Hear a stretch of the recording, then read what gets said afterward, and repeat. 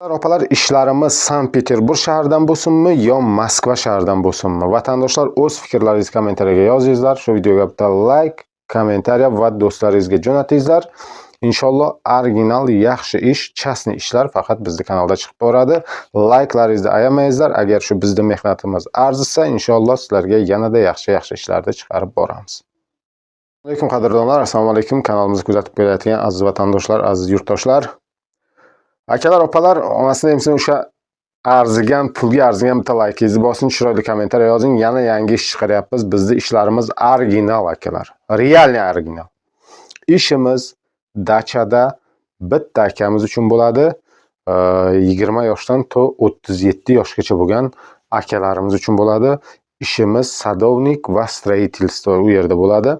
Sadovnik ham o'sha gazon o'rish shu narsalar bo'ladi. Ikkinchisi esa stроительствоsi, bu bo'lsa mелкий remont. Qayerdadir plitka ko'chgan o'shani, qayerdadir shkaturkasi ko'chgan o'shani remont qilasiz. Xullas shunaqa gaplar.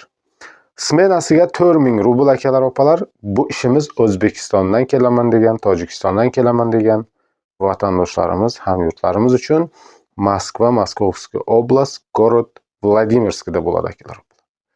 Va yanada agar kimdir Moskva shahrida yurgan vatandoshlarimiz bo'lsa, ishlayman yo gosti bo'lib borgan yo dokument to'gab olgan, ish izlab yurgan vatandoshlar bemalol pastda nomerda faqat WhatsApp xazayinning nomeri aloqaga chiqib borib ishlashlaringiz mumkin.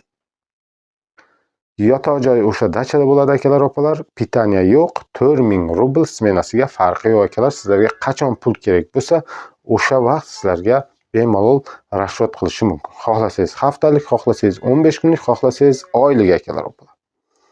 Shuning uchun bitta akamiz kerak bo'ladi. Tezda pastda nomerga aloqaga chiqingizlar. Inshaalloh borib ishga joylashishlaringiz mumkin. Jonlaringiz sog' bo'lsin. Kelgusi videorolikda ko'rishguncha deymiz. Xayrlashmaymiz. Jonlaringiz sog' bo'lsin.